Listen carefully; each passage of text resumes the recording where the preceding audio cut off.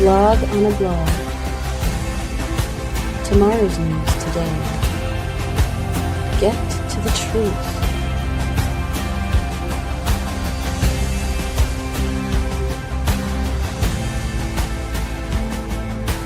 Listen, learn, live. Visit us at yadaya.com. That introduction brings a smile, doesn't it? It does. I get to watch it multiple times. To have our cast of characters there in avatar form, it really tells a fun story. I'm glad. She put me in white pants, right? She did. She put you in white. Can you imagine you in white pants and a fancy hat? No, it's white pants. That never. They wouldn't be white for more than 3 minutes. Oh well. I'm dirty. I'm just dirty. You just need to go talk to the stylist. That is the way it is.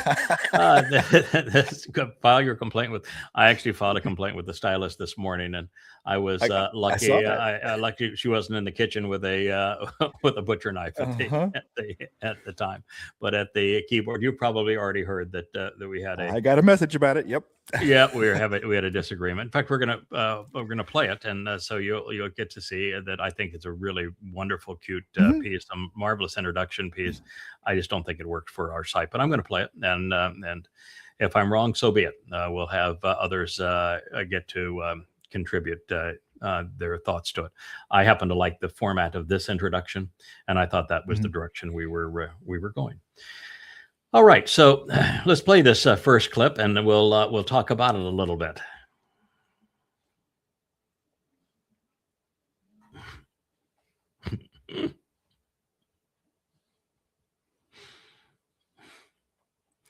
I don't know if there's sound. We're certainly not getting any sound, but I'll talk over it. Okay. This is, of course, Macron and Jolani.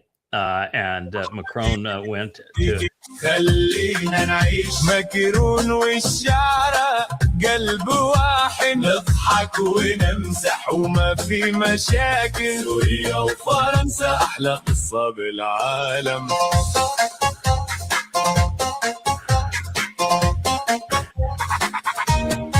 في الساونا نعرق ونضحك مع بعض على الروف نتوست ونحكي كل شيء من باريس لدمشق الطريق مفتوح Oh boy, is there ever a truth to that one. Macron and Jolani, they had a meeting, I think it was in Damascus, where Macron, prior to the NATO summit, flew in to have a love fest with the ISIS leader, former Al-Qaeda, then migrated to Al-Nusra Front, and then finally the Islamic State in Syria, which is ISIS. And they were just having a love fest. And so my question is, how did the Donald, who is part of this love triangle, how did he allow them, to go off and escape without him? Maybe they're just too old for him now. I don't know. But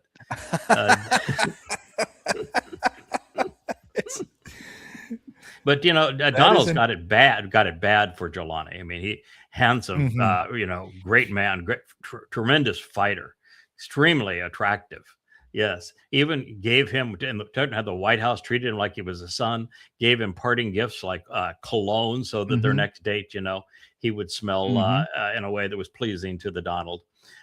So it is quite the love triangle with these guys swooning over not only a ruthless Islamic terrorist, but this was a ruthless Islamic terrorist that rounded up Yazidi girls and turned them into sex slaves. And those who didn't want to be gang raped every day were burned alive in cages. And the men who tried to protect them were crucified. That is who this Jolani is. And, America's CIA and the Mossad working together created the regime change they wanted. They eliminated Assad, who was a bad guy, but he was a fellow that was buying Russian weapons, and America can't stand that. America has to be the merchant of death. And so they wanted Assad gone, and they replaced Assad with Jolani, who was the head of the Islamic State in Syria. It's one of the most repulsive acts ever witnessed. Yeah, I think it's political here. I think that there's a lot of Syrians that fled to Paris and France. During the wars and everything, that there's a significant Syrian population that Oh, of course. Macron may be trying to shore up Yeah. to for Yeah. for Yeah, most election. people don't realize, Kevin, that going back almost 20 years ago now, the CIA was involved in regime change operations all around the world. And one of the Oh. most fervent regime change operations was in Syria. And the entire purpose was nothing to do with Assad being a madman and being a ruthless dictator. The regime change in Syria was because he was buying Russian weapons. And they wanted him to be a client of the American military industrial complex. That was the single reason. And they worked tirelessly to do him in. And the way the CIA works is through proxies. So they bribed the Kurds with weapons and money. They bribed Sunni Islamic terrorist organizations with weapons and money.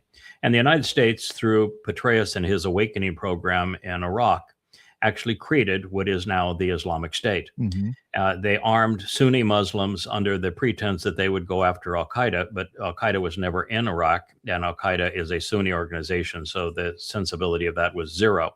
But Petraeus is never a very bright man, and he worked for Donald Trump, who was dumber still. And rather than going after anybody, even going after the Shiite militias that were terrorizing Americans in Iraq, they went after Mosul, first of all, to have their headquarters there. And they murdered tens of thousands of Yazidi men and enslaved children and raped the girls. And Baghdadi was initially the head of the awakening program, becomes the Islamic State. And then, and at the time, Jolani was operating under the name Al-Qaeda. Then he migrated, once Al-Qaeda lost its prestige, he migrated to Al-Nusra Front. And then he, after Baghdadi's death, he took control of the Islamic State in Syria. That's who he is. That's who he is. Yeah. I've always found it fascinating. I mean, these Muslim organizations that ISIS, I mean, they were ISIS and then ISIL, they rebrand more than a damn furniture store. I mean, it's like 3 years, they're out of business, and then they rebrand and it's the same group of You'll recall that going back at the time that I wrote Prophet of Doom, when I was, you listened to me back in those days, that I was doing thousands and thousands of interviews on Islam. My primary message was that Al-Qaeda is simply a symptom, and that even if you were to eliminate bin Laden and completely abandon, have Al-Qaeda completely abandoned, it would make absolutely no difference. So this war to go after Al-Qaeda is useless. I even said that Al-Qaeda, just like the Islamic State, is actually a product of the United States. The United States created Al-Qaeda because the United States went to Pakistan to rent the Taliban from the Pakistani government and then armed them to butcher Russians in Afghanistan. And that was Zygmunt Brzezinski's and Jimmy Carter's scheme. And they made it very public. That was their plan. And so Al-Qaeda was the database, because they recruited Osama bin Laden to create a database of jihadists, because there weren't enough jihadists to wield the weapons they wanted deployed against the Russians in Afghanistan. So they relied and partnered with bin Laden to create the Al-Qaeda, the database of jihadists. And then, of course, they used these weapons that they brought into Afghanistan to go kill Russians. And, you know, it did have the effect, it had a major negative effect on Russia. But unfortunately, by arming Al-Qaeda, creating Al-Qaeda and arming the Taliban, it led to 9/11, and it had a devastating impact on the entire world, including America. The plan backfired. So this is the history of doing these things. And then in Syria, the same thing happened. America wanted a regime change, and they armed one Islamic terrorist organization after another to go after him. And one of the terrorist organizations they created and used was the Islamic State. So this is how America operates. It is one of the reasons, though, I've made the conclusion. It was a very bold conclusion. Low risk in one way, high risk in another, that Trump is the great betrayer, that he is the man that God warns Israel against. And of course, I made that conclusion based upon Isaiah 17 and 18, which is conclusive that Shavuot will commence the time of Israel's troubles, that Israel will be eviscerated and indefensible, and that the nation that is most responsible for betraying America is an egomaniacal nation of that projects power by sea and by air around the world, busybodies telling everybody else what they need to do. And they're describing, Trump's America. And there were some 70 different adjectives that were used. Every one of them points to America. And I knew this going back, 18 years ago that I did the first translation of this. And so when Trump won the election such that he would be president at the beginning of the time of troubles, which was the Shavuot 7 years before Yahweh's return with Dode. So therefore, this past Shavuot, 22 May of 2026, it became obvious that and undeniable that Trump is that great betrayer. And so I knew it to be true, and I made the claim immediately after Trump won the last election that this means he is the great betrayer. The risk of making that claim is he was, 78 years old then, 80 years old now, and was falling apart. And you're saying, you're now making a claim that a man that looks like he could die at any moment is going to survive until 2033 in the last stand. And it did not seem like that body would hold out. But, Satan's got some influence, and obviously he's going to do it. And of course, since that time, virtually every statement that Donald Trump made, including his speech last night, he continues to prove that not only is that conclusion true, but it's now indisputable. If you're a rational, moral person, even if you didn't know the prophecy, there'd be no way to deny it. Yeah.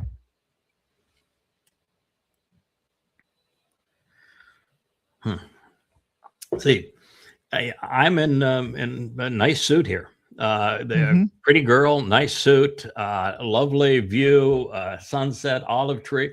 Maybe you've got to have a better, relationship with the stylist if you want to get out of the white pants there, Kevin. Right. Yeah, love is a mini thing.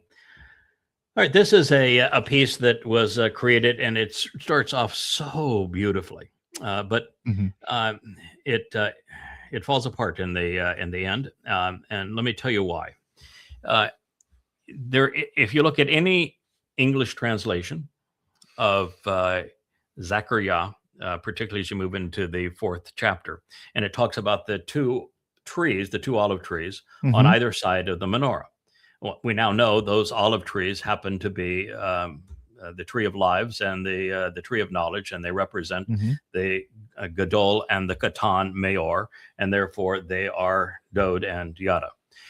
And of course, they're on either side of the menorah, and it's a very important image and one that it takes shape in the second to the last prophecy revealed. It's exceedingly important to understand. And there is a description of that positioning, and there is a word that is used that is rendered as bowl in all English translations, where you go to the actionable root. Nothing bowl related for it, and the hovering bowl is just simply silly in the actual text. And what it actually says is that this is an important revelation that you should consider about these two olive trees, these two trees on either side of the menorah, and who those trees are and what role they play throughout time on either side of this menorah, and what is their relationship to the menorah. And so it actually speaks of it being a revelation, not a bowl. And we'll see here in the second half, it depicts a bowl.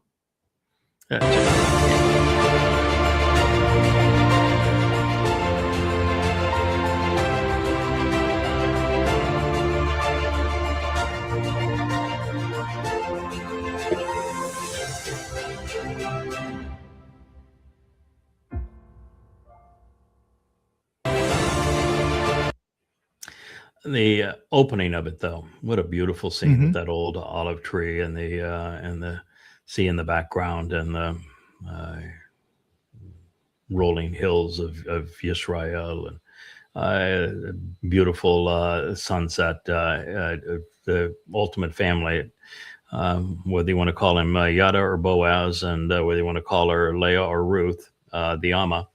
And Dod, the Messiah, the King, the Savior, the returning Elion, representing Almighty God.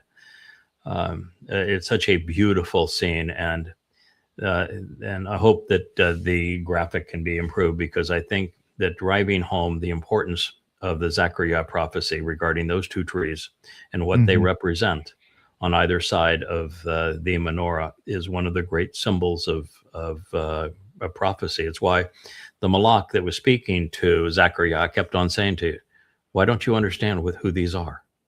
Because they're presented in Barashith 1 and Barashith 2 and Barashith 3 and 4 and 5 and 6 and on it goes. And so a prophet of Yahweh should know these things. Now, the fact that the prophet of Yahweh didn't know these things speaks volumes to us, because it means that God doesn't reveal all things to all people at all times. Even if you're a prophet, sometimes you got to figure it out. And sometimes, it's like a week ago when I was trying to understand the pain associated with Pesach, and God just says, oh, you figure it out. I've given you the clue. I've given you the motivation. Now you go figure it out. So I think Zechariah's not knowing was really an interesting part of that discussion. But the fact that he kept on presenting them, this is what these things are. It's one of the great, profound explanations of the opening prophecy of the Torah, and later of the garden and the relationship of those two trees, and how later the Choder is described as one of those two trees. And it's really interesting. Somebody whose name we don't need to mention, but they want to discredit the association of Yeshaya 11, but Yahweh cemented it by calling the Choder, saying that he has the spirit of the Etzah, which is the comprehensive nature of the tree, of Dayath, of knowledge. And when you run an AI on Isaiah 11, it'll tell you, well, it's a messianic prophecy. Well, the Messiah is a tree, but it doesn't say anything about the tree of Chaim, which is lives, in that context. And the Mashiach is the tree of Chaim. It's the other guy, the other tree is the tree of knowledge. And so it can't be messianic. But again, you just have to be willing to think it through. And very few people are. That's why they make stupid statements. Mashiach did his work. He did his job. It's up for the team to come in and clean everything up and get ready for a wedding, in the end, and deliver everything for him. Yeah. He came through and earned his place. He manned up, Gabora'd up, and the biggest, most powerful, important moment, serving as the Pesach Geyel. And then fulfilling Matzah, where he carried our guilt into Sheol. So he manned up at the right moment. It's now our job to reestablish his reputation, reacquaint the world with Yahweh's name, to represent the timeline so that it is known by people, to explain the next 7 years so that that those who are willing to listen are prepared and can capitalize on this opportunity to get off this horrid death spiral that the world is upon, and stay free of the likes of Rahab, Donald Trump. So it is our job. And when you read Isaiah 10, which is the explanation of the world that the Chodar is placed in, the most repeated term in that is kalal. And it is the term that is used so much in the story of Ruth. And we really came to having a full appreciation of it in the story of Ruth and Boaz, because it is used throughout that story. And kala is from kol, and it's a kol plus, which means all, everything. And with the ah ending, which in most Hebrew circumstances, when it's used as a title, tells you it's taking, in this case, all, to the full extent of all, everything and then some. All of all. Everything that all could ever mean is what McGillicuddy? Yeah, the whole McGillicuddy. Full is that right? McGillicuddy. Yeah, I'm not sure there was a McGillicuddy back then, but it's one of my favorite terms. I just like saying it. But the fact is that kala is a finisher. So Yahweh inserts kala as the finisher, as his closer, as one who gets the job done and doesn't shirk from the responsibility, carries it out all the way to the very end.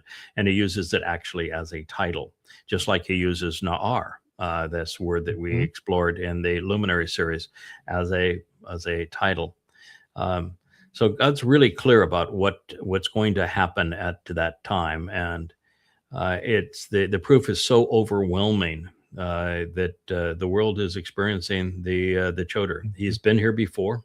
He was given the 7 spirits of Yah before, because he supported Dod in the fulfillment of Pesach, Matzah, and Makodim, and that took that was a big ask by God. That took everything that it took more than a man could possibly give. So that's why it was done that way. And I'd say this job now that God has requested that we fulfill is more than any man could ever do. So that's why he provided the 7 spirits. But we're soon going to deliver the 10th and 11th chapter of Yashaya as a cohesive whole, and it is the most profoundly important, visually stimulating, mentally enlightening thing you will have ever considered. It is so enormously affirming and powerful. I've shared bits and pieces with you and with Richard here, and it's quite the treat for the mind and soul.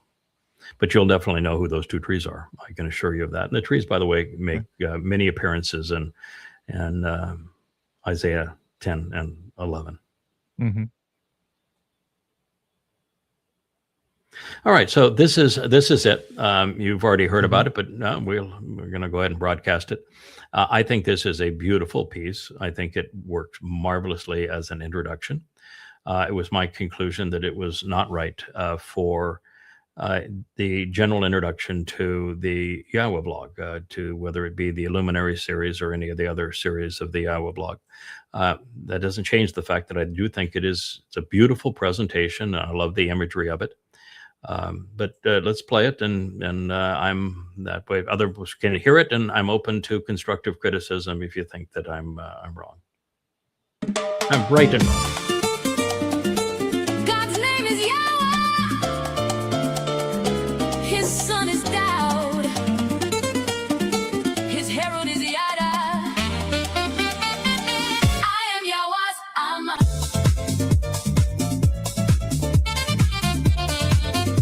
Let's get back to Yada.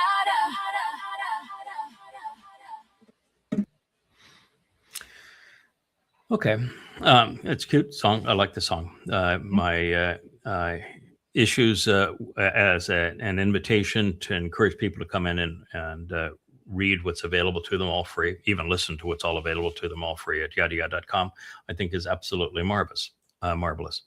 I know people use the term podcast.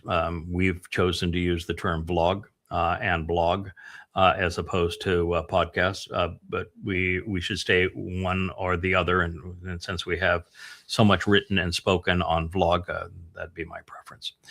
I don't think it's appropriate on these programs to have them introduced where, in this case, she says, I am the Amma. So the voice of the woman saying God's name is Yahweh and this is his son is a female voice.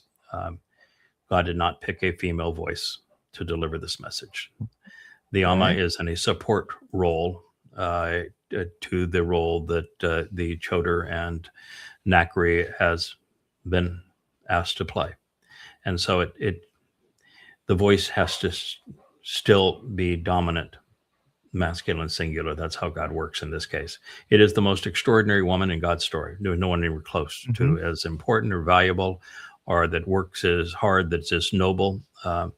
She is the ultimate example of what it is to be a woman and mother in God's story, to be a child of the covenant in God's story. There is no better. She has the best line ever uttered at Ruth. Where you go, I go. Your people are my people. Your God is my God. It's the best line ever uttered, and it's uttered by a woman. And her boldness as it relates to her relationship with Boaz. I am your Amma. I am the mother who will serve you. Amma both speaks of service and being a mother, and it's with the ending after mother M. It is the fullness of everything that mother and woman represents, and she is all of that. And she is the one who has been responsible for delivering the kinsman redeemer. Without her, he does not exist. And so it's an exceedingly important role. But I don't think the Yahweh blog is best introduced that way. I think we need to be very cognizant of it and celebrate it and educate people about the importance of it, because it's an essential aspect of God's story. I personally don't like that image of Dode. The Dode is too feminized, and the little curly hair just does not do it for me. I do not like that image of Dode. We are always using stylistic license when we draw Dode. We don't know what he looked like. No idea. Yeah. No idea. We know he was handsome, but the lie of ruddy red is no. God was saying, no, he's Adam. That's what he told us. He's all things pertaining to Adam, not ruddy red. But we just don't know. But I'm going to go out on a limb here and to say that God's chosen one, the one he loves more than anyone else, the man that he chose to refer to as King and Messiah and chosen one, our Savior, is no wimpy dude. I think that he's a man's man. Yeah. And the next thing is to say that I'm not crazy about. I think that jacket and the purple pants are really fun for an invitation, and I'm just fine with an invitation, and I wear some funky shirts to these programs, and that's part of the intent is to show humility, and I mean humility not in the sense of being humble, but recognizing that I'm not trying to impress you with my my stature. I am, or the way that I dress. I want you to know that which you'll find in Isaiah 10, which is the chisel should never gloat over the stonemason, and the saw cannot protest over the one who wields it. Is that swings both ways, and you need to have an appreciation that you really ought not dress to the nines in this job and put on any form of pretense. The physical that you see, the physicality that you see, is so irrelevant to God's story. In fact, the more we make the physicality irrelevant, the more effective we are going to be as communicators, because it's the soul and the words and the message that are being communicated and the mission being fulfilled that matter, not the appearance of the man or of the woman. And I think you can get up and dress it too fancy or too cute, and you begin to push the threshold on that a bit. So, I mean, those were my issues, and that's why I said no. I'm not comfortable with this. At the same time, you saw my reaction to the introduction to the blog on the blog, which, by the way, we worked on. There were three revisions of it, all of which you participated in. I love it. My hope is I'd still like to make another couple of revisions to it. One of the revisions is I'd like to have Depot back on the show, and I'd like to have him on there. And I'd like to have Mariah back on the show, and I'd like to have her as an avatar on there.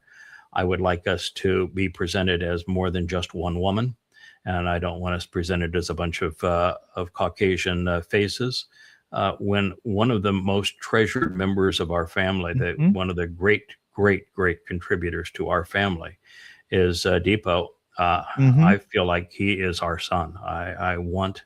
There's just every fiber of my body says he deserves credit. I know he's an introvert and would prefer not to have credit, but sometimes we need to do things we'd prefer not to do. And I think that Depot is just a marvelous example of a very, very gifted member of our family. So those are my only changes that I would like to see over time, but they have to be developed by participation. Yeah, absolutely. I loved working on this. I thought I loved the music on it. I loved the text visuals on the front end and the back end. This would make a great intro for Leia's show. So if I can get Leia to sit in front of a camera for an hour a day, then I am the Amma, and this is the Amma's point of view. This would make a spectacular. So it is. I'm going to call her it out makes a little bit. Yes, and I understand Leia's mindset is that her role is to support her husband in this. She knows she knows that how difficult the job is that her husband has been given and how seriously he takes it. And so her mindset is, I want to support my husband in this. And so she sang a song introducing herself as in support of her husband and of her son, Dode, and all of this. And that's a beautiful thing. And I just don't think it worked for the Iowa vlog, but I think it would work beautifully for a Leia show. Yeah, I love your presentation of trying to diminish physicality, and not just, I mean, physicality in all forms, because Yasha, okay, he says you're properly attired. He says your ways are not my ways. Speaking of people outside. So I mean, Shaul was the best looking guy. He was handsome. You know what I mean? And so I mean, I get Dode was a stout dude. I'm going to go there and say that he was probably. I mean, you don't come up with 200 Philistine foreskins and ask for them nicely. You know what I'm saying? No, and he won 60. He prevailed in 66 defensive battles for Israel. You don't do that and swing. And he was out there leading his men on those battles, swinging a sword. Wimps don't do that. Right. Absolutely. But I'm completely with you on the diminishing the physicality, because at the end of the day, I mean, when we get off this rock, it won't matter anymore. Matter. And it's. Yeah. I think it will and won't matter in the sense of we will be able, as energy-based beings, our soul and our neshama will be surrounded by light and energy and expanded past 3 dimensions into 7. and anywhere in that process, we will have enormous influence over a lesser dimension. So if we're taken into the fullness of time and the 4th dimension, we will have influence over things in the 3rd dimension, which means that we could conceive life, we could alter real estate, we could build something with words. And the further you go up the dimensions, the more influence you would have. And so physicality will still matter, but not as it relates to a projection of who we are. And absolutely. Yet at our discretion at any time that it suits us. And I think it will be always for the Moedim, which will continue to celebrate, as well as for this 1,000 years that we have on Earth, that we will have a physical presence for that time. And but that physical presence, everyone at that point is going to have seen, for example, my soul after fulfilling a Yom Teruah. God says in the 10th chapter, it rises up within those flames and becomes essentially a blazing sword to eliminate all of those who are in opposition to Yahweh, to even to me and to Dode and to all the things that God has to say about what we are and his people. And so they're going to see what a spirit is like unleashed from a physical body. And Dode, when he comes back in his seat of honor, and which is Keshe, which is also a full moon, is equivalent to the sun, which kind of an interesting, which is saying that the moon and the sun will be equivalent when he says that, because Keshe does mean full moon. And he's talking about it and equating it to the Shemek, that he is not going to be an average bundle of cells at that point. And Right. you know, and the whole concept of God redeploying souls is that souls exist outside of 3 dimensions, and the physical body is something that is 3-dimensional. It's easily replaceable, easily disposable, so irrelevant to the overall equation. Yeah. We have them in the works. I got a bunch of messages and tasks this morning, so we'll have another one worked up here pretty soon. Yeah, when I love, and very few relationships that can be this good, where she loved what she created, you loved what she created, you loved the song. I wasn't crazy about the song. You loved the visuals. I was not crazy about the visuals. I didn't like the overall messaging. I loved it for her, and I loved it for an invite to the site, and I loved it for a lot of reasons, and the thought that went behind it, I just didn't think it was appropriate for an introduction to the Luminary series or the Yahweh blog. And she, rather than getting mad at me or saying, how dare you, or, you don't appreciate my hard work, You're eating rice today? you're going to. Yeah, Perry was our chef this morning. So, and no, she didn't. She went immediately. Say, okay. Right.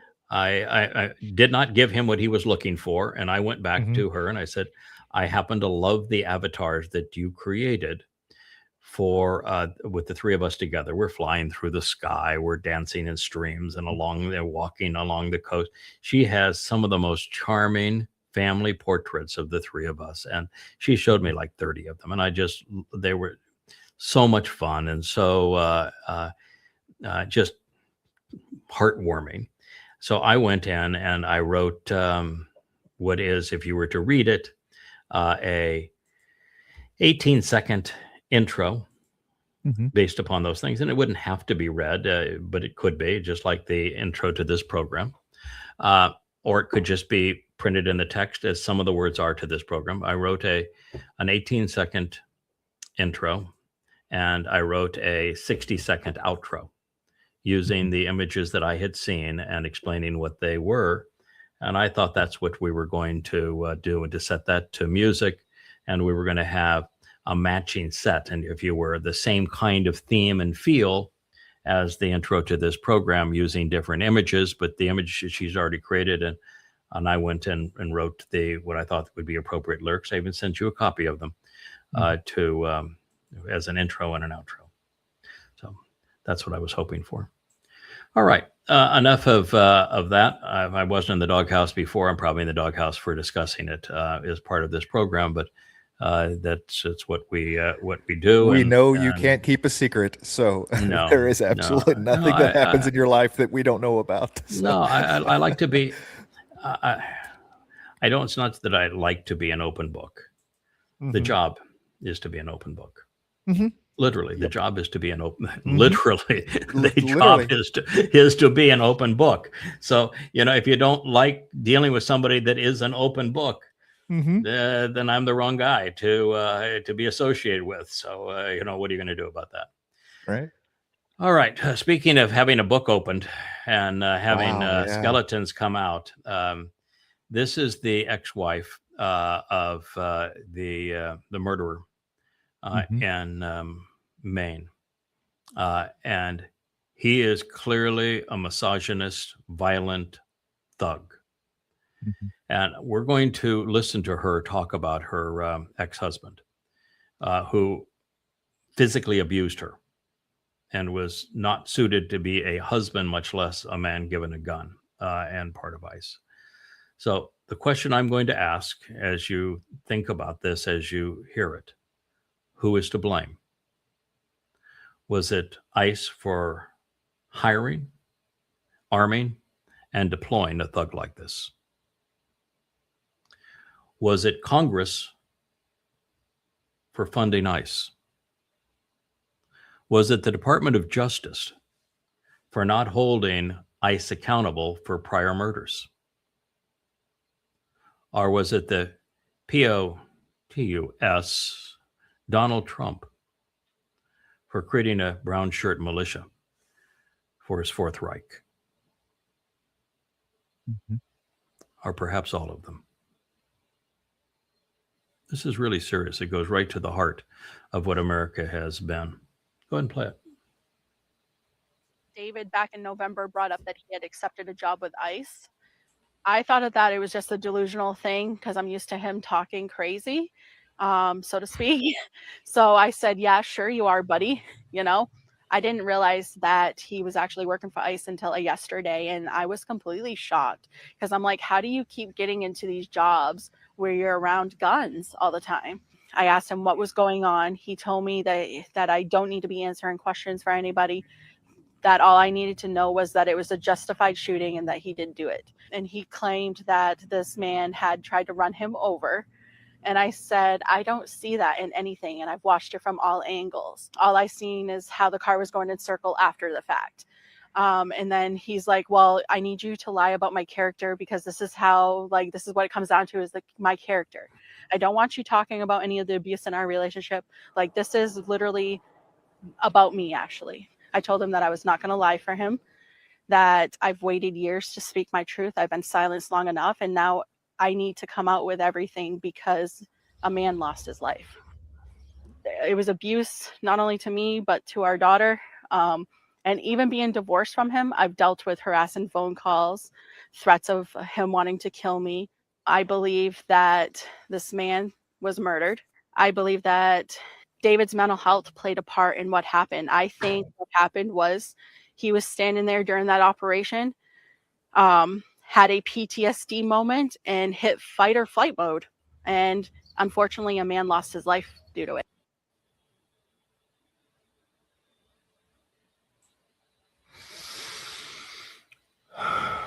It's not the only person this guy's killed. Yeah. How are you? I stopped at the first clip when she says, "How are you in a job where you're around guns?" And I'm like, this is a person that knows you and is appalled that you're in a profession or a job and not just one. How are you getting these jobs? How are you around guns? You know, I was like, piece of shit that is called POTUS gave a speech last night where I watched the first 5 minutes and just puked. It was nothing but a bunch of campaign lies where everything he said, everything was a lie. And I said, you know, I can read the summation of this tomorrow morning. I can read 7 times faster than people can speak. So I'll just read it in the morning. I can't handle this anymore. I'm just not. They don't need to be exposed to this. This is rubbish. And in the summation of it, guess what? There was no mention of his brown shirts off murdering people. Wasn't even a mention of his failed war in Iran and bringing the world to its knees economically, blowing up the Middle East. No mention of his ruined economy. And to have this happen and lives be taken, and they're being taken because we have Satan as the president of the United States. It's very, very sad what Twistians and MAGAs have done. This is all of those a-holes out there in X world and Facebook world that are promoting ICE and defending this. Should all listen. This is a gut wrench. This is a full-on. You listen to it, your eyes water up, your breath is taken away. It's a man that abused women and children, and he was given a gun and justified in murdering a father with his 3-year-old daughter in the backseat of a car. And you saw one of those clips where the car is just starting to go around in the circles. There's nobody around the car. It's not fleeing. It's not driving away. It's at idle speed going in a circle. There's nobody around it. He jumped in front of the car to fire more shots, but Johan was already dead. My heart bleeds for this. And this woman, this is an interview. She'd had time to sit down and to think about her thoughts. And this was not a gotcha impromptu thing, because she has absolutely nothing going for her in coming out with this information, because her ex-husband, who I'm presuming is still paying for their children, and she would like for him to keep his nice, expensive government job, I would think. You know what I mean? This is not her. This is not an ex-wife trying to dig it. She loses out if this, with her coming out and saying these things. I don't even care what her motivation is. I know that this is a woman that's not ever been in front of a camera before. Mm-hmm. That felt a tug of responsibility mm-hmm. for the world, for her daughter, for herself,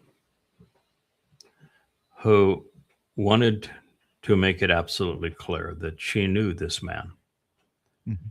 and that this man was abusive and had been abusive.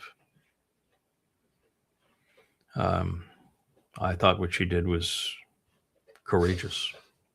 Mm-hmm. I admire her for being willing to do it. Yeah. And I would kick any MAGA to the curb who wants to go after her. They are reprehensible in their support of murderers. MAGAs is it's a degenerative disease that mm-hmm. attacks the moral system of a human being, rendering it obsolete. Yeah. And we're not defending the other side of Marxism either. It is exactly religion and politics. There's no hint of Marxism here. This was just a very clear depiction. This mm-hmm. is a man who his whole life has been vicious. He's been violent. He's mm-hmm. been abusive. And the U.S. government gave him a gun and put him in a position where he was encouraged to go shoot people. And he did. And he killed a man. And and there are many of them like that.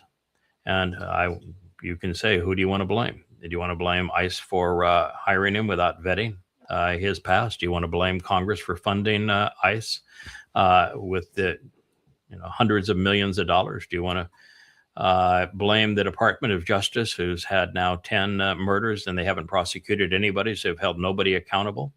Do you want to blame the President of the United States for creating a brown shirt private militia to scare his political enemies while he builds the Fourth Reich? You've got your choice. You can blame any one of them or all mm-hmm. of them. Yeah. Two quotes come to mind. The first one is the buck stops here with Eisenhower. So, I'm putting the blame on Donald Trump. And then TJ, all it takes for tyranny to prevail is for good men to do nothing. Congress had the opportunity to put a stop to this. ICE itself had an opportunity to put a stop to this. Many people. Congress is absolutely paralyzed with fear. Mm-hmm. Donald Trump is the most fearsome man who has ever risen to power. He is more fearsome than Adolf Hitler, than Stalin, than Mao Zedong, than Genghis Khan. He's the most fearsome man who has ever lived. He's not fearsome because he's physically imposing. It's because of the demons and how much of a human cannibal he is. He is the Hannibal Lecter of politics. And it is because of the satanic nature of Trump that they are petrified. And so I'm not sure there are any good men and women in the U.S. Senate or in the Congress. I've met so many of them, and I never met a good one. But we know that on the Republican side, they're paralyzed. They're either hypnotized.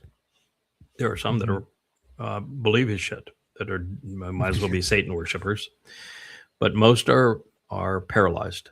And on the Democrat side, they are so lost in the make-believe world of Marxism that they can't produce a narrative in opposition to him, because their narrative always boils down to communism, Marxism being the alternative.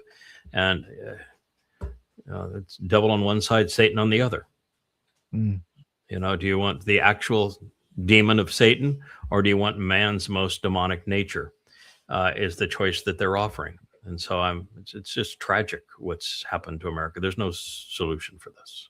So we're not advocating a political remedy for this. There is no solution. There is no candidate that can save America. There's no solution to save America. There's no vote that's going to save America.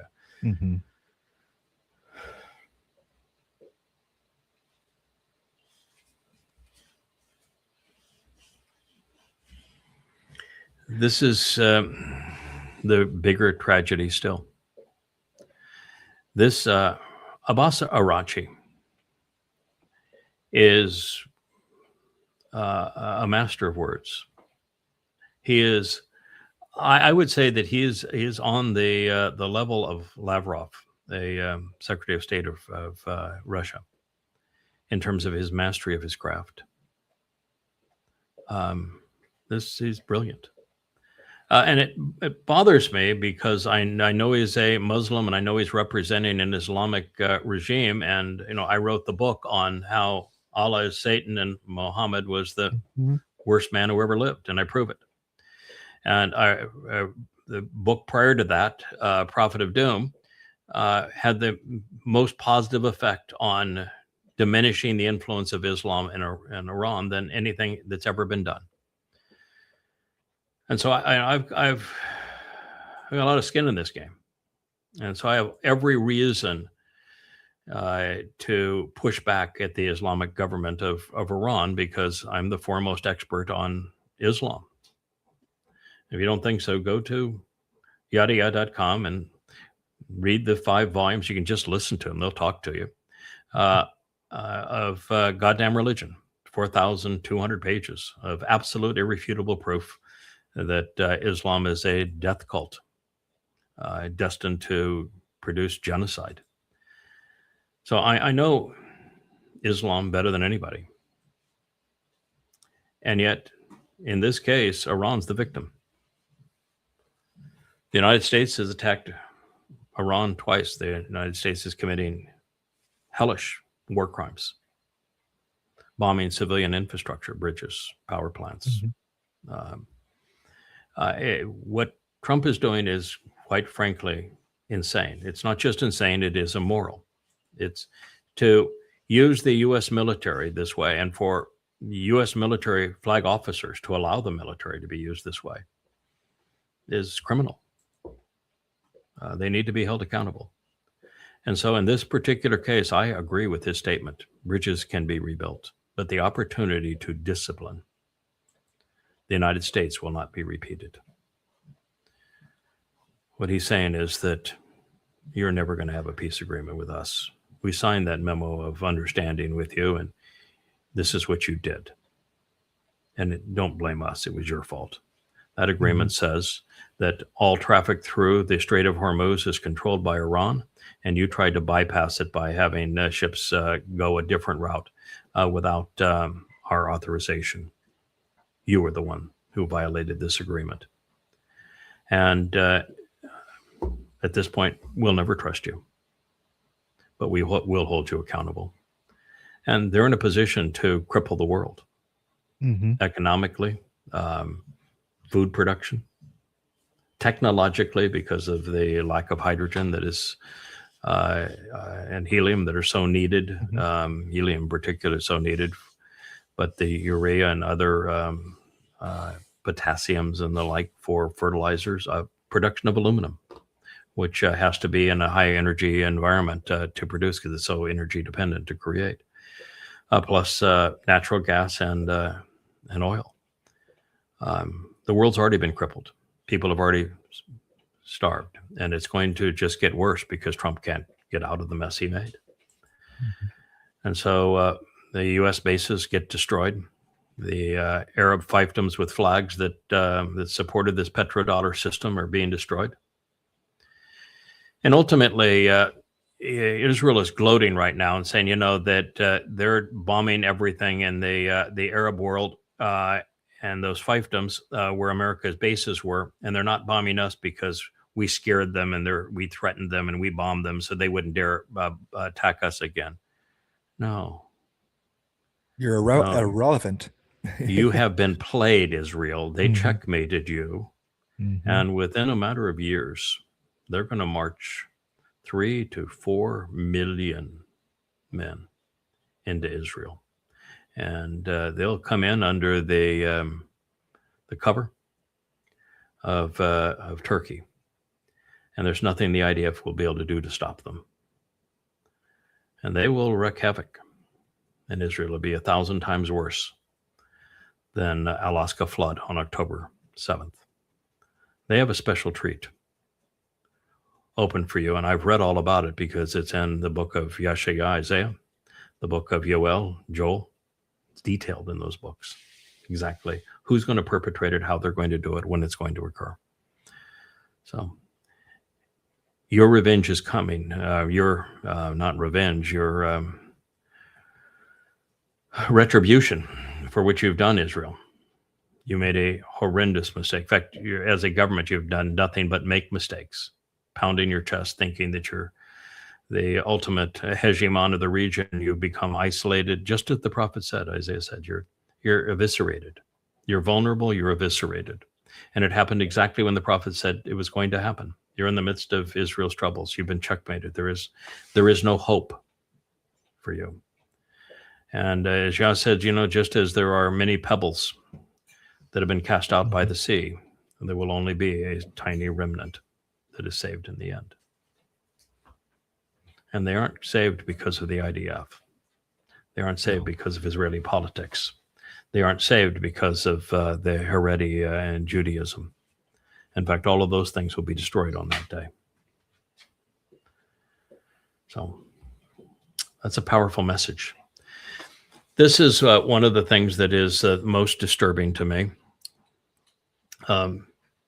Practitioners of Judaism saying that this man wearing the garb of the Haredi, the ultra-Orthodox Jew, he's got his curly cues, he's got his black hat, he's in his morning clothes, and that he is being attacked by a Zionist.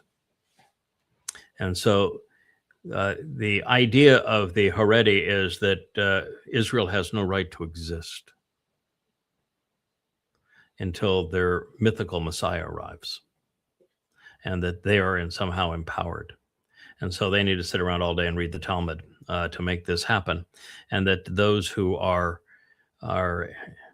building the Israeli state are wrong. And they're hypocrites, of course, but so are so many others. They're parasites of that state.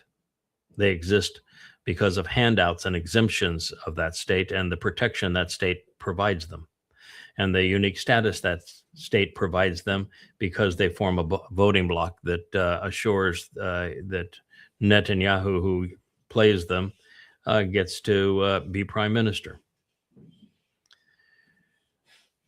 My reaction to this is I'm all in favor of the Zionists taking out the Haredi Jew.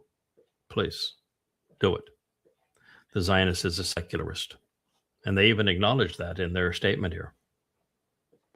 So an a Jewish protester called the Jewish Voice wrote, Jews have been fighting against heretical, irreligious Zionism, demons for over 100 years. Zionists want to destroy Judaism and replace it with the anti-religious Zionist faith as a religion. My response, please. Absolutely. Let it be so. But spell it correctly. Zion is Yahweh's word. It means signs posted along the way. You want to be opposed to TSYOWN, the origin of the word. You're in opposition to the actual Messiah because he posted them. And to Yahweh, the one and only God. So go ahead. My answer is absolutely please. And the reason that the POS, that is the Haredi, is being dragged is he is not just a parasite. He is a obnoxious parasite that is in the way of the commerce of Israel that funds his indulgences. Him being the only reason he can be a parasite is because of the industry of Israel that he's trying to stymie by getting in the way. And he is being carried away by a man who's serving Israel when they won't serve anybody. And they won't even be like everybody else in Israel, subject to the draft into the IDF. So what this man with the gun is doing by dragging him away is a very productive thing. Throw away the trash. My preference is that they be dragged right into Gaza and dropped off there. Right. That's my preference. That's what I would do. That's what I would do with them. I think that the Haredi is the single most malevolent, useless, counterproductive piece of crap on the planet. I would say that they are far worse than the jihadi Muslim or the anti-Semite Christian. I think they're the worst of the worst. If you want to label him a Jew, you can have it.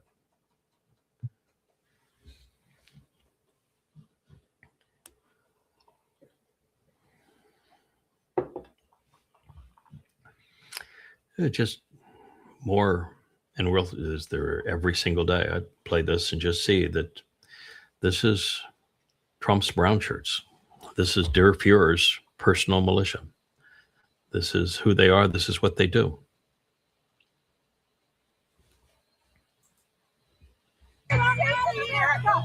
Get back, I'm shooting you. You're what? Get back, I'll shoot you. Then he pulls his gun out. Get back or I'll shoot you. Escalate in their lawlessness, in their violence, in their brutality against citizens and immigrants. And we have been warning that if they are not reined in, they were going to start murdering people in the street. Hey, you can't do that. This lawlessness and brutality is a direct result of the leadership from the top, from Trump, from Vance, from Homan, from Noem, from Stephen Miller. These agents were given tacit approval to be violent and to be brutal when none of them were held accountable for any of their crazy actions. And now they've been given explicit immunity from the vice president to be violent and brutal and to murder U.S. citizens.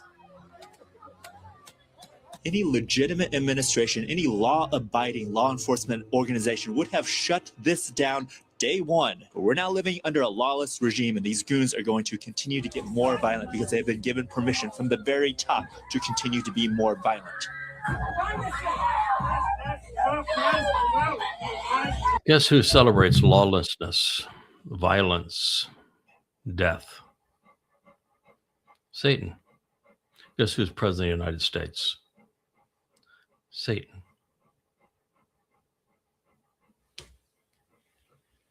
Yeah.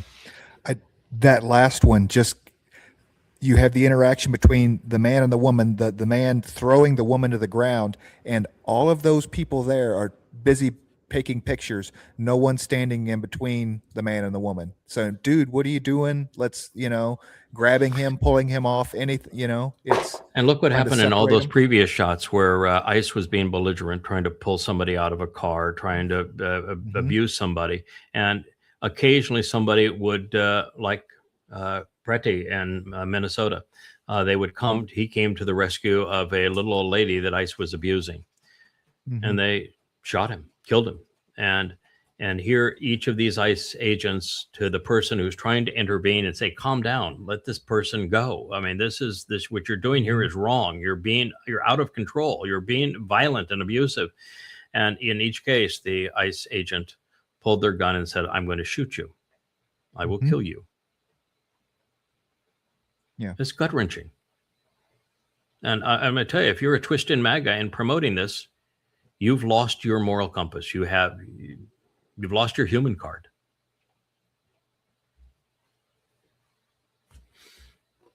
What do they say? I voted for this. That is the tagline. Yeah. Oh, yeah. They voted for this. Yeah.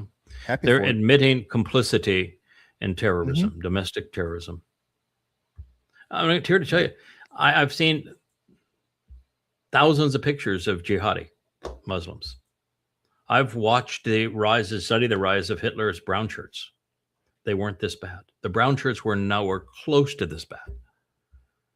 And for the most part, jihadi Muslims can be. They're the bane of human existence. Yep. This will continue until these ICE guys have to start thinking about their actions. They have to duck on the street. No, I think it's just going to continue because Trump is Satan. He's going to continue through 2029 in the U.S. and then 2030 in January, he finally relocates to Israel. And I think he'll still have influence over the United States even at that time. So it's just going to continue. Now, the only way that ICE gets cut back is the way that Hitler handled it. Hitler had the brown shirts. They were actually funded by Americans, George Prescott and Herbert Walker. They were the ones who funded it from the proceeds of Union Bank, and they were a private militia for Hitler and the Nazis, and they did the things not nearly as bad. There are no films of them doing, and the Nazis filmed everything. There is nothing like what ICE is doing here. ICE is much worse than much worse than the brown shirts. But ultimately, the brown shirts were done in the night of the long knives when the military, particularly the SS, said they're out of control and it's us or them. You can't have both. We'll never trust you so long as they exist. And the night of the long knives, Rome and all of the senior leaders of the brown shirts were murdered by the military. And the same thing's going to happen with one day with ICE. The U.S. military is going to, not out of character, out of jealousy, out of insecurity, is going to want the domestic army eliminated because they don't want to work with them. They don't work within that chain of command. And the U.S. military is going to be deployed in America to go against Trump's political enemies.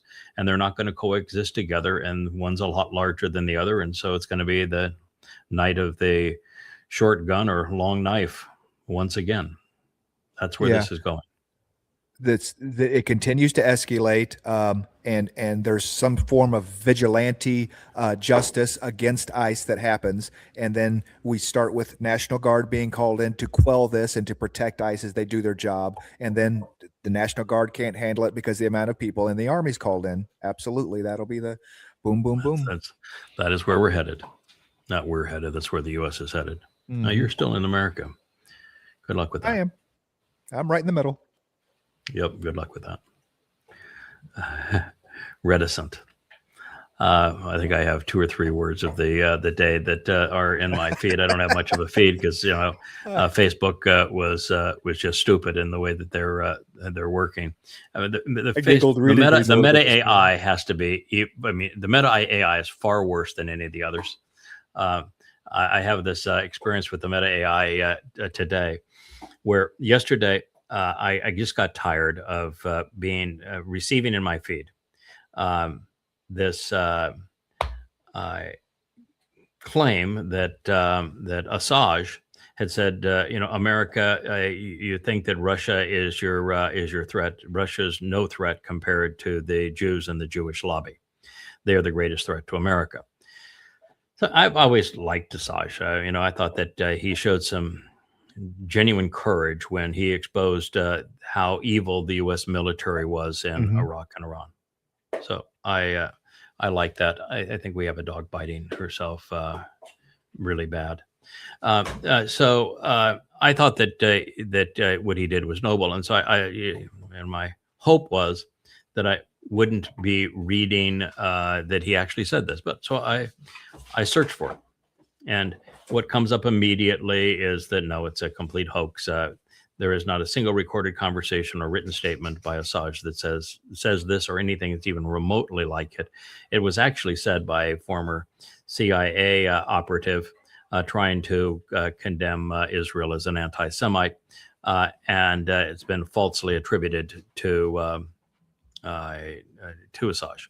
So I decided I just put that at the top. I'd say, shame on the Meta AI and the X Grok for constantly putting this in my feed. It's revolting and it's untrue. And I wrote that it's untrue, and then I get a flag on the post and said this has been fact checked, and this post is disallowed. Right. Post your fact check, huh? Yeah, it's like, oh. So, reticent, quiet, reserved, unwilling to reveal one's thoughts or feelings, reluctant to speak. And this is something the conspiratorial, the religious, and the political should adopt. Reticence. But that's not what we're seeing on X and Facebook. Stop it. Reticent. You're making a fool of yourself. I don't think I've ever used it in a sentence. I know the word, but I don't think I've ever used it in a sentence. Oh, I've used this one. Reticent. I like it. It's a very effective word. It's beautiful. This is Santorini. Been there a couple of times. The only reason I like Santorini is I do like the that look of white and blue that is so beautiful on the side of that volcanic mountain, and the way that the center of the mountain was the cauldron of the volcano that exploded. And that volcano was so important because it was right around 2000 BCE, and it fundamentally changed the world. And it just had a huge effect on our on civilization and on the planet. And so you're there at a place that 4,000 years ago was so critical to the reshaping of the world and the resetting of the world, and you're very close to Israel. And look at that little dining area that overlooks the sea right there. I think we should make reservations. I think they probably have a number of bedrooms, and we should probably book it for sometime around our return. What do you think? I'm in. I'll have my guy work on reservations for us. So you may need your white. It'll give you a chance to wear your white pants. The white pants and the blue hat. It'd be just perfect for there. Right. You have occasional. Leah was thinking about you in advance. Absolutely. She got you all dressed up for Santorini. Yes. Mr. That's a very white pants place. Yeah. It is a white pants place. I love the imagery. I'm just trying to figure out what these plants are. All of the same. I mean, because the bougainvillea. They're my favorite plant. Okay. But they're bougainvillea. In fact, Leah brought me yesterday this arrangement of several different colors of bougainvillea that she put on my desk. That is absolutely stunning. Oh, I just love bougainvillea, and that's what that is. They have thorns, don't they? Well, they have them with and without thorns. There's the original variety, of course, has thorns. Most of ours do. If you live in a place that has more options than we have here, there are thornless varieties. My favorite is raspberry ice, which you very seldom see, but raspberry ice bougainvillea is my favorite. But there's no such thing as bad bougainvillea. It's wonderful.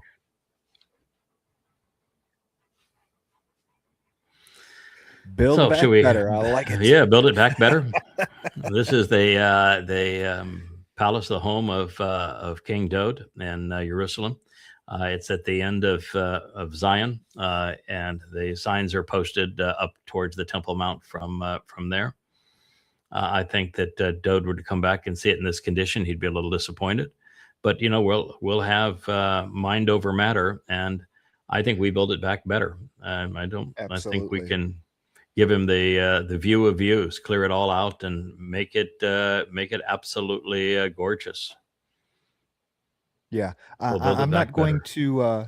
I'm not going to say that I want to be involved in the architecture of it. I mean, because it's going to be his plan. Happy to help. Happy to in any way necessary. But I mean, it's your place. It should be what you want it to be. I'm not going to say that I want to be the one that builds back for him. I'm enough of a busybody, and we have such a good relationship. I might go to him and say, "All right, let me show you some things that I've done in the past, or that you might like." And Leah would do the same thing, and we may do a show and tell and say, what do you think about these ideas, and we'll get her done for you. You pick the. Here's our recommendations on floor plans and elevations and grand vistas and patios and the like, and internal home layout and furnishings. This is what we'd recommend, and how would you like to modify this for your lifestyle? And I said you'd have to have a mother-in-law quarter someplace in it when we come to visit. But Mother-in-law what? actually, it wouldn't be the mother-in-law; it'd be a mom quarter, Mother, a yeah, mom with quarter its for own mom and kitchen. dad. Yeah, and at someplace. But we'll build it for you. And so, I don't see Daud wanting to do as much as just exemplify what it is to be the firstborn of God, to be the man who manned up and fulfilled Pesach Matzah Bakodim, who is now prepared to be the very exemplar of the covenant, and to enjoy his kingdom and relate to those in his kingdom. And I think that he wants to spend time in them. And I think we actually take a step back at this time. We if he gets himself in a pickle or begins to maybe lose track of what's right, we'll go and do a consult. But I think for the most part, he's going to want to engage with the people and help them and be just the ultimate king, interacting with them. And we'll do things like this in the background. So I can see a role. I like this too. It's a remodel project. It's quite the remodel project, but I really like remodel projects. Had a lot of practice at it. Qui vivra vera. Time will tell. Now I will tell you for certain that I'm going to use that someplace in this current book that I'm writing, because it is kind of the essence of what we're learning, that there's a time to tell, and there's a time to learn. There's a time for all of these things, and over the last 2,500 years hasn't been that time. Now is that time, and it's like the Yeshaya 10 that I'm dealing with, and the rediscovery of Yeshaya 11, two of the most important prophecies ever written, and they're the same prophecy. 15 years ago, 20 years ago, when I first translated that, I was not in a position to understand it. Now I am. Time will tell. And I was telling the guys today that, I've over this past quarter century, I've made more profoundly important revelations, insights, and conclusions than anybody ever pursuant to God. more than all of the God's prophets combined. Thousands upon thousands of them. And you are put in a position where you're saying things that you know are going to make you a target, because there's so many of them. And they say, just say that there are 5 characters in God's story that have been deployed multiple times, some as many as 8 times. And what their purpose is so electrifying. To say that Dowd is the savior who fulfilled Pesach, Matzah, and Makotam, and he was the one who was crucified by the Romans, is so electrifying because it means there was no Jesus, that Jesus is nothing but a counterfeit. You're making so many claims like this, and because there are so many affirmations of them, and of course I know them to be true, but for those who don't, time will tell. It all plays out over the next 7 years, as Yahweh has foretold. Time will tell. Qui vivra, vera, with the last word being verify. Now, this is a word that I just think is delicious, and I treasure words, and I was unaware of this one. Have you ever used sedulous? Sedulous? No, yeah, no. sedulous, I guess would be the, there it is. They tell you, sedulous is the proper pronunciation. Sedulous. What's, of course, is interesting, it's sed, which would be SED, but then ja. How did you get the ja out of UL? Mm-hmm. DJ, said Jew. Said, and then, yeah, but what is that? Where is the J sound in sedulous? Right. Yeah. I would have, without the phonetic, I would have said sedulous. Sedulous. Yeah, sedulous is the way I pronounced it. And they wanted to be sedulous. But interesting, nevertheless, the only worry about writing it is that I'll end up doing a show where I have to pronounce it. And I have the Moshe answer, God, I have a thick tongue. You should find somebody else. And God says, well, who do you think made the tongue? Do you think I can make it work the way I need it to work? And God always wins those arguments. I could have told Moshe, I probably did tell him, it's really dumb to try to, jaw with the big guy. Yeah, he's always going to win. But nevertheless, diligent, hardworking, persistent. It's kind of like the Hebrew, and careful attention. It's very much like the Hebrew term that Yahweh now has turned into a title, that he worked all the way through the Ruth and Boaz story and is now interwoven into the Choder story, which is Kala. Mm-hmm. Kala and sedulous, the same term, except I like Kala better, but they're synonyms. I'll work up a sedulous graphic so we can, whenever you do get to use it, we can pop it on the screen. Pop it up, sedulous. Yeah, sedulous. Okay. And time will tell. And from Latin, I think that's good too. Okay. Yeah. Oh, it's French. I'm not going to do any Latin. Was it French? Sorry. Oh, it was French, not Latin. I'm sorry. Yeah. Okay. All right. John Solomon. Yeah. You could play this one here. John is the conspiracy theorist who is sometimes miscast as a reporter. He has been completely disowned by every institution he worked for as a reporter. And he was hired by Trump at taxpayer expense to accumulate a conspiracy theory for fraud on the 2020 elections. And here he is now after the president's speech, and he's caught out lecturing the White House. He said, "Oh yeah, okay, well, we don't have any actual proof of that. No, I don't have any evidence of that either." So I asked, if there was any intelligence showing that Trump actually won. He said, "No, not yet. I haven't made it yet. Well, we'll work on that later." We're fabricating it. We're fabricating that as we speak. Right. But here's my folder, and so this is the creep that created the conspiracy theory, and this is like his 12th one.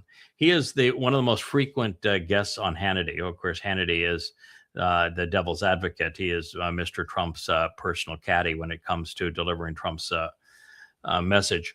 So he has, I think it was like 70 times that John Solomon has been a guest on Hannity to promote Trump lies.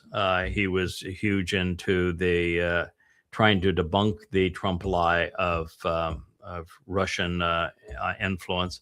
You know, they still want to believe there was Russian influence, and of course, their theory on Russian influence is the Russian influenced the elections by buying ads on Facebook. Mm-hmm.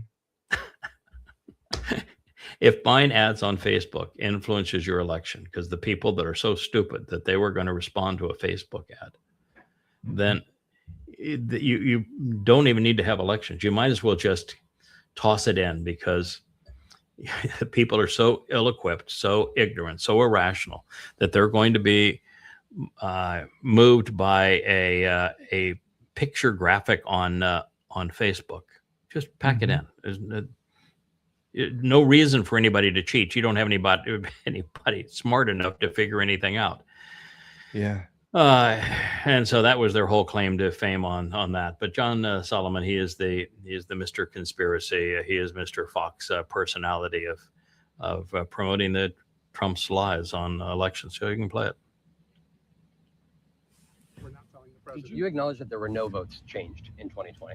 All I can acknowledge is what the intelligence shows, right? I only know the intelligence community has zero evidence that someone has that a foreign power flipped a vote in 2020, 22, or 24. And you have you're able to. We're not through all the documents. You're able to acknowledge that Venezuela has not tampered with voting machines in the United States. No, the intelligence is very clear. They did it on their own machines. Why is it important that they did it on their machines? Their machine protocols are the same as America. Why? Because for a long time they did exactly. And so the 2020 election was in fact the results as the American public. I'm still researching, so let me. This is the first. But there's no intelligence. Not yet. He's gotta go. There is no intelligence that the election would have said that Donald Trump. Run, John, run! Run, John, run! See John, run! Dick and Jane, see John, run! Ask John questions, see John, run! But at least he said no, not a single vote was miscast. So Trump's big announcement on China stealing the election from him, not a single vote was changed, not one. Did the theory of the Venezuelans corrupting the U.S. voting machines? No, there's no evidence that happened either. So the election is as the election was, and the results are accurate. I gotta leave now. Yeah. Oh no. He was drug away. He was walking backwards. He was loving the attention. He wanted to keep talking. Yeah, it's probably true. It was probably true. It was she was like, "Okay, we're done blonde, here, guys." One of Trump's blonde handlers, a member of the Ava Braun Corps that was dragging him away. Yes, he has quite the Ava Braun Corps. Hitler preferred brunettes. Trump's got a thing for blondes. Oh, this is so sick. So he has a a national televised speech, which he had a conniption fit on. I mean, it was a shit show. And he produced, as you just heard, zero evidence that there was a single vote that was misrepresented, not one. And yet, this is the president himself directing officials in Georgia to misrepresent 11,000 votes. So was there a election fraud? Absolutely. Trump did it. I just want to find 11,780 votes, which is one more than we have, because we won the state. I only need 11,000 votes. Fellas, I need 11,000 votes. Give me a break. There's nothing wrong with saying that, that you've recalculated. Well, Mr. President, the challenge that you have is the data you have is wrong. I just want to. There's nothing wrong with saying you recalculated. to give me 11,000 votes. Not that there was a recalculation done, but that nothing wrong with saying that you recalculated to get me 11,000 votes.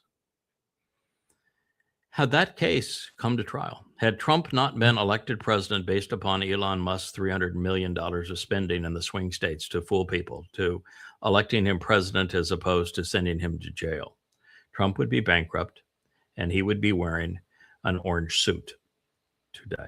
It would match his complexion, might even clash with his complexion, but Orange Man would be in an orange suit today in prison had it not been for Elon Musk stealing the election with $300 million spent at the end. This is a very, very serious felony. And to have the man do that gave that speech last night, you can all go to hell, MAGA. Twistian MAGAs, you are revolting. Yes, Trump is Satan. I get that. But what's your excuse, MAGA?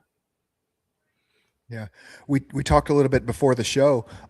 My takeaway from last night was that he's going to have the most fair and watched elections in history during the midterms, that he's going to be putting in the DOJ, the FBI, and he's going to throw as many, absolutely, as many federal organizations at local elections, because all elections are local, as he possibly can. Well, you're right and you're wrong. You said it'd be the most watched. No. Trump does everything in secret. The Justice Department of the United States now is not transparent on anything. Like, look at the Epstein files. They're all about hiding the evidence. That's all they want to do is hide the evidence. The FBI is, why did the FBI go to Lindsey Graham's house with evidence bags? They're about confiscating the evidence. The DOJ won't prosecute or even give local governments access to the murderers of ICE. And the DOJ is literally altering and redacting and destroying and not publishing, even under congressional order, the Epstein files. So no, the U.S. is not going to make those elections more visible than any other. They're going to put the full power of the Trump regime against malfeasance and covering it up. So there's no accountability. But the purpose of last night's speech was twofold. One, to give Satan the illusion that he hadn't lost. Having lost that election was so hard on Trump's ego because he knew that with all the shit that he had done, that he was going to jail. And that's when he made a deal with the devil. And so it is essential to his mentality, his psyche, to justify that he did not lose, that he really won that election. And of course, he produced not a shred of evidence to make that claim, none, which John Solomon affirmed. And that it's been investigated every which way by the U.S. government itself, and they found none. So it was to create the illusion in Trump's mind that he could continue to promote, I didn't lose the election, I beat Biden. That's what he presents all the time.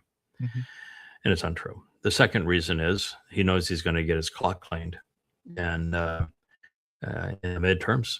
And he knows that he is not leaving the White House and he's going to violate the U.S. Constitution, even have Lindsey Graham holding out, Trump 48, that he's going to run again. But he knows that with a 37% popularity rating, he has zero chance of prevailing. So all you can do is call off elections, say we're not going to have elections because of elections fraud. So he's setting up the midterms and then the next presidential election to be disqualified under this false theory of foreign involvement. My hope is that China sues him. That's my hope. And my hope is that China sues him in the United States. They will play in your courts. You claim that we did this, then show us the evidence in a court of law, make it public. We'll show up. We'll defend ourselves, but you need to prove it in a court of law. Put up or shut up. That's what I would do if I were China. Yeah. Bring your evidence. I'm here. Yeah. Claudia Steinbaum is a communist, Jewish president of Mexico. Unfortunately, she is a Jewish anti-Semite. A lot of them around. Bernie Sanders is amongst the most famous of them, but there are many of them. She makes some statements that are intelligent. This one is. She says the United States would not be what it is today without the 40 million Mexican men and women who work there. And I would tell you, and it's already been shown because it's totally hypocritical of Trump, because he wants the farmer vote and he wants the people that own hotels and restaurants to continue to vote for him, and he doesn't want his base to react against him. But when Trump first pulled the ICE stunt, and they went after fields where crops were being harvested, and they went after hotels where beds were being changed, and they went after restaurants where tables were being cleared, and no one showed up. The crops just rotted in the field, and the hotels had to shut down, and so did the restaurants. So Trump decided, well, undocumented workers are fine in those places. Then he started going after them in construction. And in construction, that'll shut down too. So if Hispanics were to be exported or just left, there would be no harvests. There'd be no restaurants. There'd be no functioning hotels. There'd be no sanitation. There'd be no construction. There'd be no repairs. There would be no housekeepers. In California, Texas, Florida, Arizona, New Mexico, Nevada, and elsewhere. Those are the facts. Gen Z and the millennials don't do those jobs. They have no interest in those jobs. Those jobs need to be done.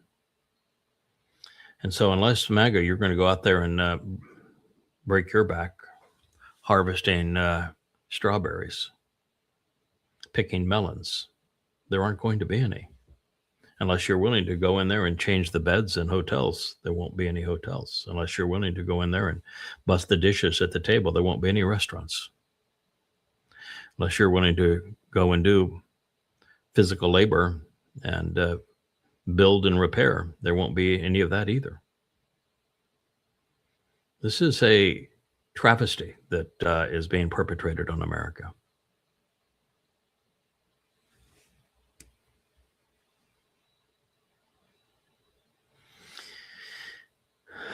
So here's another post. This was a post at X that I reposted here. And so you've got some, look like white colonialists in their fancy. One guy's even got your white pants there. You may want to sue him for There's a couple of them in white pants. Yeah, a couple of them in white pants there. This man under an account that says that he is an African account on X, he posted, "Slavery and colonization are humanity's most heinous crimes." My response: colonialization and slavery define every civilization throughout history worldwide, where slavery and conquest are ubiquitous. That is a statement of fact. They define. They aren't the most heinous crime. They are the essence of every civilization everywhere throughout recorded history, including Africa. There would be no civilization without colonialization or slavery. Slavery and colonization are as old as time because they are generic to human nature. God said it best when he regretted creating humans with an Asama conscience. What God says is because when they become many, they become evil every day and every moment throughout time. What you are watching here is the degradation of human nature. That is what you're watching. Colonization is wrong. Slavery is wrong. But it is one of the most deeply seated aspects of human nature. Sorry, Wookie, I drank most of your tea, so yeah, I know. I'm a meanie, but he wasn't here. He was up there with Leia, as was Kara. So I'm sorry, Wook. Anyway, that's my take on it. I've studied human history, and what I have come to find is that throughout time, I appreciate the look here. I'll try to rise above the Wook. The Wook really has a very fine tail, though, as you can see. But nevertheless, thank you, Wook. That's yours. You can have it. Well, why don't you just go ahead and pour it in? Give Wook likes his tea cold and the glass full. Okay. Thank you. Thank you, Wook. All right. So if you study human history, what you find is that the story of collectivized man, civilized man, men and women living together in large communities and nations, is that we go from having the potential for good or bad individually to being universally evil collectively. This is just who man is, why God regretted creating us. And I don't think there is a solution for that other than the reboot that God intends 7 years from now. I think it is the only solution for it. And by the way, there was a reboot a little over 4,500 years ago with Noach. Noach saved Nasama man. I can't see you now anymore, Kevin. You're behind the dog, but you're free to comment or go to the next slide, which I won't be able to see until Wookie lays down here. All right, so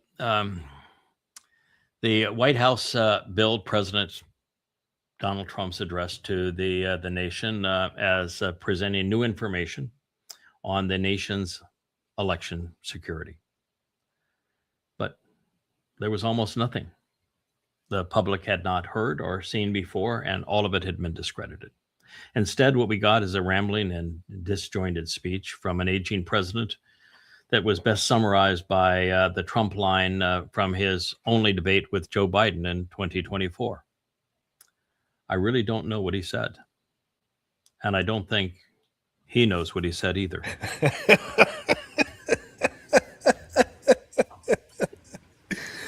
That was a nice turnabout. Absolutely. After speeding through his stump speech, Trump dove deep into gutter politics. He claimed that China engaged in a years-long effort to meddle in the U.S. Elections, including the 2020 elections. He also alleged a deep state conspiracy involving intelligence agencies to conceal Beijing's interference. And here's the facts. There isn't any evidence of any kind that the Chinese engaged in the 2020 elections. None. Or that a single vote was shifted by Chinese involvement. There's none of either. Literally none. Nor is there any evidence of a CIA cover-up of Chinese malfeasance, because in fact the CIA and every government agency that investigated the 2020 elections said there's no evidence for it. And there still isn't. And he didn't present any the other way. You know, he highlighted a fraudulent effort to register voters in Michigan, but he forgot to mention that effort was caught before the election. And so he made hysterical claims about foreigners and dead people voting. But that mule argument, the video that was done on it was discredited, and the maker of the video had to pull it and apologize. So Press Secretary Carolyn Levitt said that the speech would be shocking. She got that part right, but not in the way she meant. While the president's goal may have been to destroy the faith in American elections, it may have succeeded in destroying whatever faith people had in their president. You can, there's another one I'll read more of, but this pretty much takes care of that one. It's available on my Facebook page. You can go to the media page of yadayah.com, click on the Yada's blog on the vlog, and you'll find this, and you can read the whole thing if you're interested in more of it. We'll there's another one here that I think is even a better summary of it. Mr. Babylon. Trump, who spoke from the White House on Thursday, has repeatedly made unsubstantiated claims about voter fraud and foreign meddling in the 2020 elections, which of course he lost to Joe Biden. In the half-hour speech, which began by him claiming that he inherited the worst inflation in 40 some odd years, which was untrue, and that he has made America the hottest country in the world. Well, it's going to be nuclear pretty soon, so maybe you got that part right. Pretty warm. Yeah, just a bunch of braggadocious, satanic kind of boasts. Delivered 3 months before the midterm election, said that he had declassified hundreds of intelligence files which supported his claims that Beijing had tried to sway the elections in Biden's favor. Of course, the man that put together that collection said there is no evidence, and so he is still trying to create some. He had just heard from him, trying to create some. It doesn't exist. The U.S. intelligence community has previously concluded that China did not interfere in the 2020 election. In response to his speech, China's foreign ministry strongly denied the allegations of Chinese meddling in the 2020 elections, saying that they were entirely fabricated. Trump's claims are malicious smears, which have long proven to be groundless, Foreign Ministry spokesman Lin Jian said. Trump spoke in front of several members of his top team as he gave, this is the other clowns in the circus, as he gave his address, but journalists were, guess what? Unable to put questions to the president. Because if they asked him, what proof do you have? But if they tell me it's true. In his remarks, he accused China of illicit acquisition of 220 million voter files, including personal information. That would be 100% of American voter files. I'd be surprised if you asked the federal government to produce information and proof of 220 million voters, that the U.S. government could come up with half of that number. Trump did not in his speech present any evidence that China used the information he claims that they took to alter voting systems to influence the election outcomes. And in fact, John Solomon said, no, they didn't. Hundreds of pages of intelligence documents were released by the White House during Trump's address, many of them heavily redacted. So I'm going to give you the page. I just don't mind the black lines. It's going to be, kind of like a black page that will, every 25th word you'll be able to read. No problem. Yeah. China stole election for Joe Biden. That's what, all right. Yeah, okay. Says so right here. Don't mind all the other black. Right here. Oh, my. The president's comments contradict previous U.S. intelligence assessments. A 2021 report by the U.S. National Intelligence Council said that it had high confidence that China did not interfere in the 2020 presidential election. We assessed that China did not deploy interference efforts and considered but did not deploy influence efforts intended to change the outcome of the U.S. presidential election, the report concluded.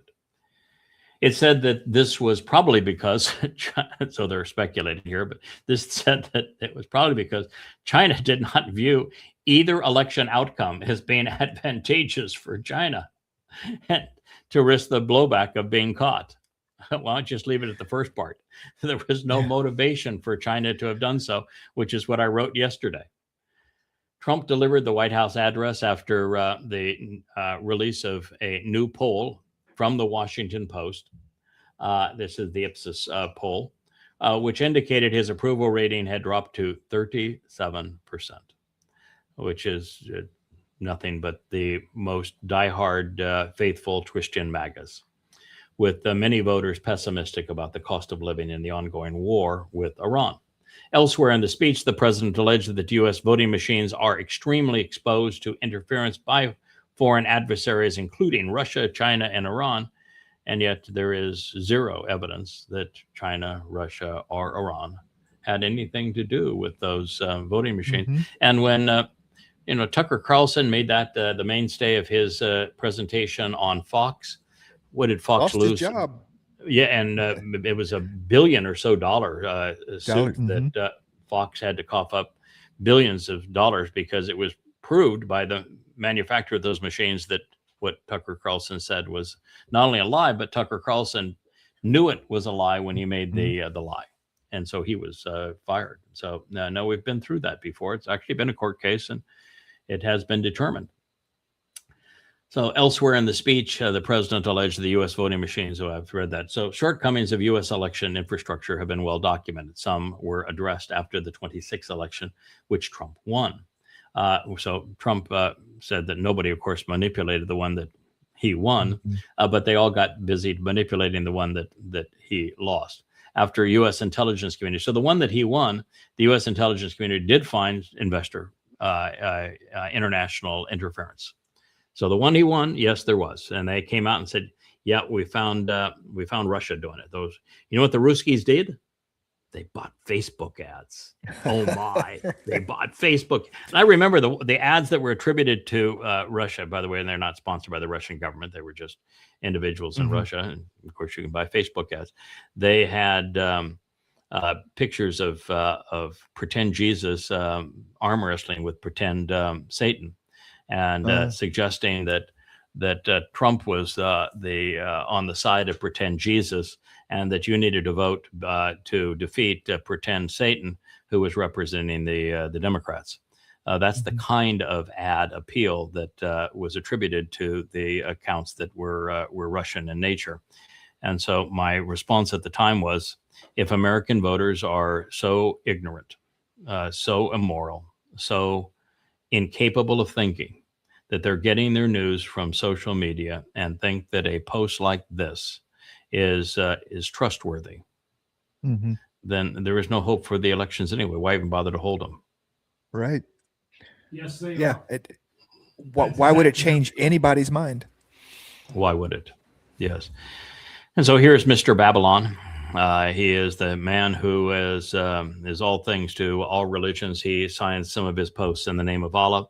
He pretends that he is the savior of Israel. Not pretends. He said that he is. He claims that the Christian God thinks he's doing a wonderful job.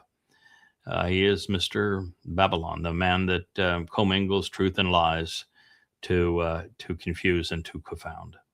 And that's why we have the song, Mr. Babylon. In fact, it might be a good way to conclude our program. Do you have one of them that we can queue up? Either I love, my favorite is Star Spangled Cosplay, but I like Mr. Babylon too. Either one of the two that comes up for you would be wonderful. And while you're doing that, maybe you can find for me just the next slide, and I'll talk about the next slide while you're finding the song to play. I got cosplay. We're ready whenever you are. Okay. All right. Oh, we this gotta have Pete here. Gotta end on Pete. Yeah. Well, Pete. Yeah. Pete here is saying the Lord is the beginning of all wisdom. So if you don't start there, you're gonna miss. Well, that was a miss, Pete, because there is no Lord. It's Yahweh, and the Christian myth that you're speaking of never existed. And because he wrote nothing down and said nothing that would be stimulating intellectually, he can't be the beginning of all wisdom. You want to go to wisdom? Read the wisdom letters that were comprised in the word pictures, the Mashal, or consider the wisdom of Dode and the Mizmor, or consider the wisdom Yahweh in the Torah, or, you know, for giggles, just try to translate something that Yashayahu wrote and then contemplate it, because his intellect is just way beyond most of the rest of ours. So no, Pete, and you happen to be dumb as the average alcoholic on a bender. That was a swing and a miss there. By the way, this next one here is just interesting. We'll go to this next one just out of curiosity. You know, Trump said that he had the last conversation with Lindsey Graham, who was the devil's advocate, and he says it was in the sevens. You know that by 8:25 he was in full cardiac arrest. Wow. He said it was in the sevens. So something, you know, he says they talked about the Save America Act. Of course, the one person that spoke to his handler, because he called his handler to call 911. She was watching a soccer match in a local restaurant and sent over the emergency response team. And by the time they got there, he was in full cardiac arrest. So there was nothing he could do. But that was about 8:25 in the evening. And so Trump wants you to believe that, and by the way, he said that he talked to him about he wanted to continue his sanctions on Russia, arm or Ukrainians more, to go kill some more Russians, blow up more of Iran. He was focused on all of his death kind of stuff. Never mentioned the Save America Act. And of course, Trump, being an opportunistic guy, said, "Oh, we talked about the Save America Act," but at the time, he would have been experiencing all of the symptoms of this aorta tear. The aorta tear doesn't just go from nothing to being full rupture in 1 second, and it built up on him because he allegedly said, "I can't go now. I can't pass away now because I have to do all of these things that were so warmongering," and so he knew this was coming sometime around 8 o'clock. And Trump says that he talked with him in the sevens. I don't think so. Yeah. So let's play Mr. Babylon or Star Spangled Cosplay. No. Yeah, we got Mr. Babylon. I found it. So yeah, here we go. Are we going to play the show out? Or are we coming back? What are we doing? Let's play the show out. Okay.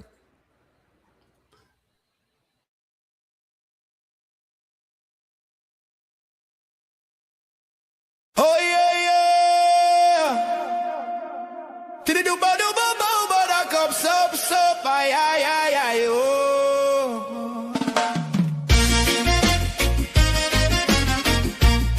Oh Babylon, yeah. Did it do ba do ba do ba do ba da cup sup sup. Ay ay ay ay ay oh.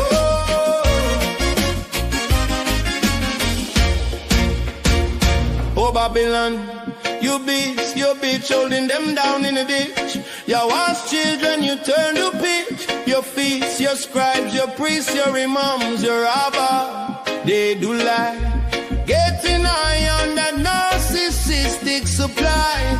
Stop your wars and you cop a con. Come on, come on, well, well, well. Babylon cause all the problems. They make the wars, but you don't know how to solve them. Oh no, you don't, no, no, no, no, no, no. Liars make all them trouble. Oh, they make the wars make you look. No, no, but don't know how to solve them. Oh no, no, no, no, no, no, no, no, yeah. No, no, no, no, no, no.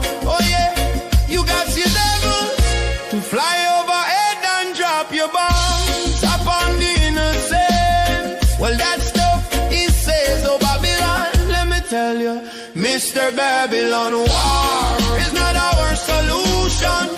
We want you in dissolution. War and strife is not the solution. Never was, never will be. So Mr. Babylon, the copper can up yours. Babylon cause all them troubles. Oh yeah, how are you told us? Oh yes you did. They make the wars, they make them deals with those that hater. They gonna ravage her, that's cat Babylon. Oh yeah, oh yeah. Oh Babylon, you be doom, doom, doom, doom. Systems make all the problems. Chewing up them innocent to their problems. solution, they bury their minds in some new potion. Them pray to a God that cannot save them, all going down to the grave. Oh no, no, no, no, no, no, no, no. Let me tell you, war is not our solution. Religion is not our solution. War, religion and strife is not the solution. Never was, never will be so. Global sheriff mashing down the earth with your iron fist, you the clown. Global sheriff messing round, killing his own, taking bribes, grabbing kitty and coming with a fool's philosophy. You think that war gonna bring you peace prize? Why don't you just steal one? Let me tell you now, oh Mr. Babylon, blood dripping down your hair now, blood dripping down your collar now, blood running down your hands, blood running down your streets. Babylon cause all them troubles. Oh yeah, how are you told us? So yes you did. They make the wars, they make them deals with those that hate her. They're gonna ravage her, that scat cat Babylon. Oh yeah, oh yeah. Oh Babylon, you be doom, doom, doom, doom, doom, doom, doom, doom. Babylon a cause all the problems. They make them hearts fly those drums. Babylon a cause all the problems, but them don't know how to solve them. Hey, oh yeah, yeah. Babylon make all them trouble, suffering the unthinking masses. To their problems they got no solution. No, no, no, no, no, no, no, yeah. Babylon a cause all the problems.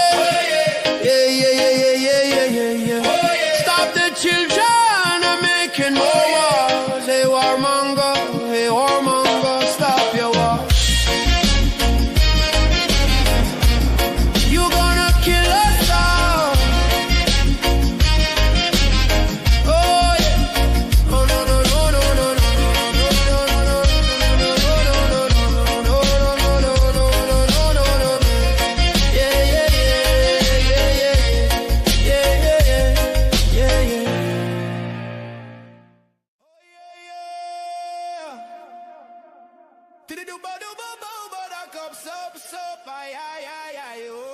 Hey there, thanks for tuning in. That was Fetch. Gotta run now. Catch y'all on our next podcast.